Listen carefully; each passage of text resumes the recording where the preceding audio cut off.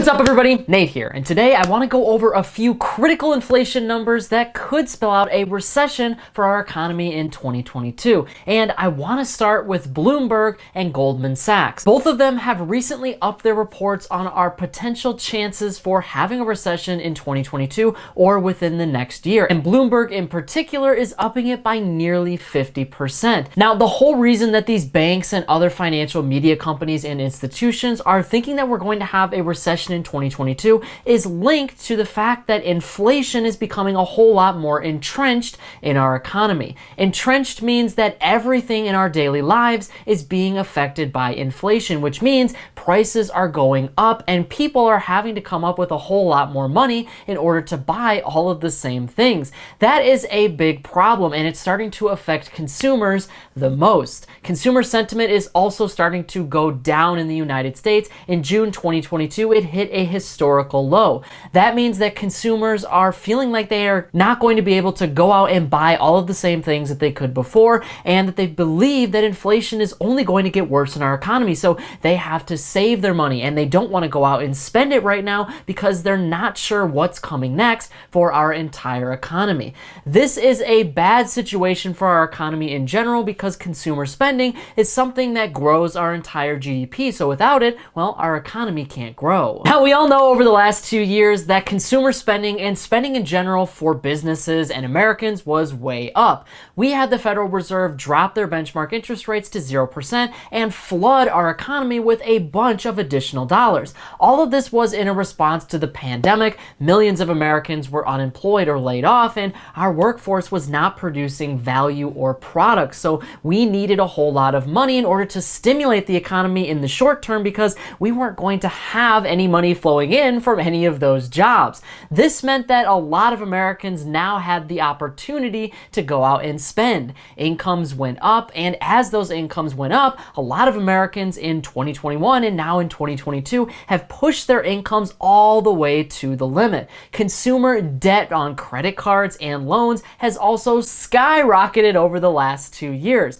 A lot of Americans took that super low interest rate period and saw it as an opportunity to get a mortgage or an auto loan or spend a lot of money on their credit cards because money was readily available and it was pretty much everywhere. So it was really easy for Americans to spend, and the Federal Reserve really wanted this in 2020 and in 2021. I mean, our entire economy needed that in order to keep us out of a really bad long recession. We need consumer spending because if we don't have it, then businesses can't grow, and if businesses aren't growing, then they're probably not going to be able to pay all of their employees. That means that we're going to see more unemployment, and yeah, while inflation will most likely come down, you're also going to see an economic downturn. The federal government and the United States Federal Reserve did not want to see that. So like I said, they flooded the economy and they made it really easy for people to get access to money. And to be completely fair, a lot of Americans took this extra cash and invested it, or they paid down their credit cards or other loans in 2020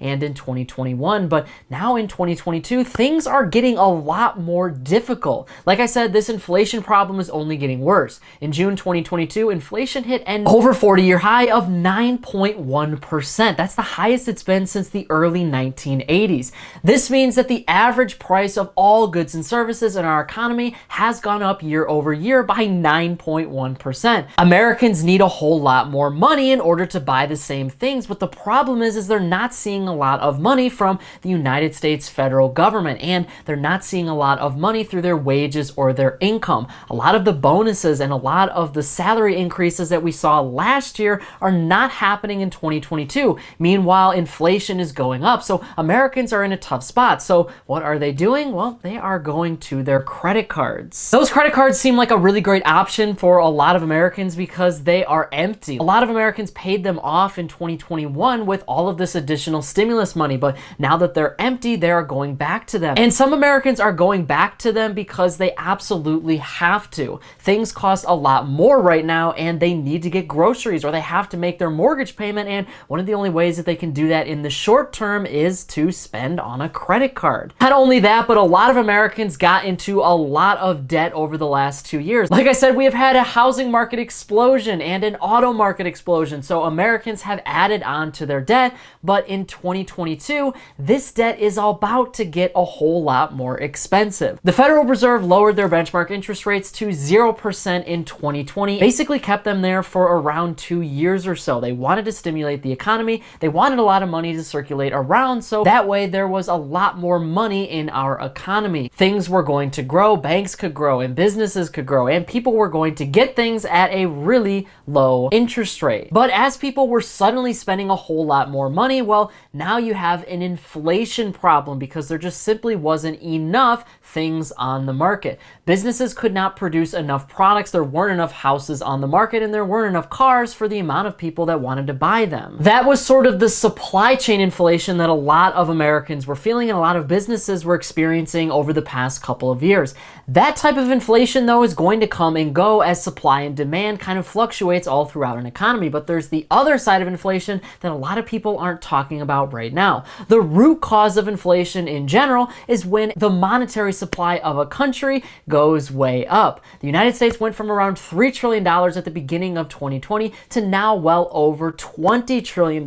So all of this money is out there, which means there's a lot of demand for just about everything. The Federal Reserve in 2022 is now starting to raise its benchmark interest rates in order to suck a lot of that demand out of our economy. In March, they raised their benchmark interest rates by 0.25%, and then again in May by 0.5%, and in June by 0.75%. So the federal funds rate now sits at around 1.5 to 1.75% in the United States. What this means immediately is that people who are looking to get a mortgage and people who are looking to get an auto loan or spend on their credit cards, well, they're not going to be able to do that as easily because it's going to be a whole lot more expensive, and a lot of people simply can't afford that. If they can't get a loan, well, then they're not going to be able to buy a house. The bank is not going to be able to give you a loan right now if you don't make the necessary income, and with interest rates going up, well, that means that millions of Americans are barred from all of those different loans. Right there, that could immediately slow down our economy because now you have so many less things being bought. The other side of that, though, is it affects people that currently have all of those different things.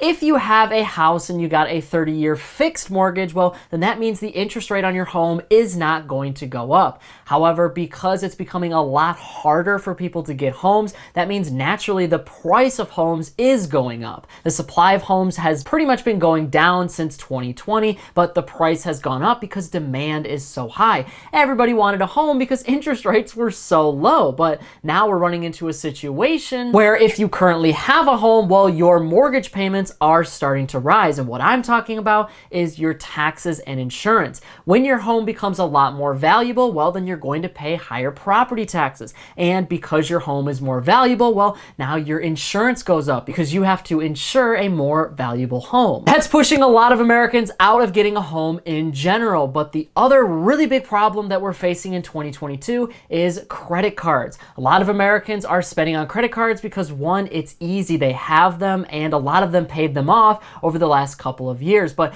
as they continue to spend on those credit cards as sort of a crutch for inflation, now that credit card debt is going to get a whole lot more expensive.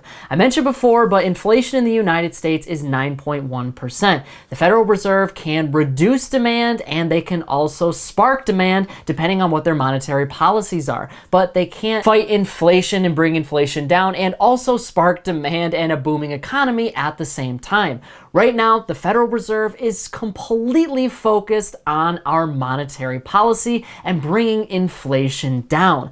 They need to do this because if they don't, then the value of the US dollar is going to basically disappear, and the US dollar is the reserve currency of the world. If it continues to become less valuable and less valuable, well, then other countries are going to start dumping it, meaning that it's going to continue to lose value throughout the world. And we're already starting to see this with China. China is actually reducing the amount of United States dollars that it has with our debt. They now hold less than $1 trillion of US debt. This is the first time that they've done this since 2010. Japan now has the most US debt with around 1.2 trillion. Now, this is a bad situation for the United States dollar because it means that the value is going down and other countries don't want to have it. In short, we cannot grow as fast as a country if we're not getting these trillions of dollars from other countries. We want them to invest in our dollar. We want people to take on our debt because that makes us grow faster, and it means that people want our money money, making it more valuable. But with China dumping some US dollars, it goes to show you that inflation is becoming a problem, and the Federal Reserve has a duty to the United States federal government to start bringing down inflation. That is their focus right now, so they don't really care if we see a recession. They don't really care if we have an economic collapse. And the reason that I bring that up specifically is because inflation is a really big problem, and they are starting to get more aggressive and more aggressive with their interest rate policies, meaning that all of that credit card debt, which comes with adjustable interest rates, is going to get a lot more expensive for Americans. Every single dollar that you have in credit card debt is going to be a lot harder to pay off throughout the rest of 2022. There is talks right now from the Atlanta Federal Reserve to the Washington, D.C. Fed that they might raise their interest rates by a full 1 percentage point in July 2022. This would mean a further acceleration of a lot of their policies, and demand would come way down even faster. That hurts consumer demand because, like I said before, 70% or so of our GDP is all from consumer spending. If Americans can't go out and get a house or a car or spend on their credit cards, well, then they're gonna have a really hard time spending money in general, especially since everything else is so much more expensive. Prices continue to go up, and if wages don't go up too, then Americans can only buy a certain amount of things, and they're really gonna have to choose. The big question here for our entire economy and for the Federal Reserve is, can they raise interest rates and fight inflation without completely tanking the economy? We are already starting to see an economic slowdown, so we know that there's going to be a further slowdown in the future, but is it going to be an outright recession? That is the big question on economists' minds right now. And we don't really have a full answer just yet. The Atlanta Federal Reserve said that in Q2 2022, the US economy did shrink a little bit, so that would be 2 consecutive quarters of economic shrinking, which would technically mean we are in a recession right now. But how much further are we going to go, and how much further is this going to last for? If we see a long economic downturn, then that could mean our entire economy flips and everything resets, from the housing market to the stock market. Obviously, there is a possibility that the Federal Reserve could go into something called a soft landing, where they basically battle inflation without tanking our GDP. And it would also mean no recession. So if the Federal Reserve is able to do that, then everything is going to stay pretty stable in our economy, and consumer spending and jobs and wages will ultimately get back to normal sometime soon. But according to Federal Reserve Chairman Jerome Powell, they're not even sure if this is something that they're going to be able to do. So it's really anybody's guess on if we're going to have a soft landing. But right now, it looks like the numbers are definitely not in our economy's favor. But I want to hear from you on this issue. What do you think about these numbers and our potential for going into a recession in 2022? Do you think that no matter what the Federal Reserve does and no matter what happens, we are going to see a recession? Whatever your thoughts are, leave a comment below before you go. But that is it for today's business and financial news breakdown. Thank you so much for watching. If you want to stay up to date with all of the top business and financial news from around the country, our team puts together a free daily newsletter, and you can subscribe to it by clicking the link in this corner right here. And if you want to stay up to date with me and everything else happening in the business and financial world, I'm putting out updates 7 days a week over here on this channel, and I've actually got another one ready for you right here, so be sure to check that out before you go. That is it for me, everybody. Be kind out there, and I'll see you all in the next one.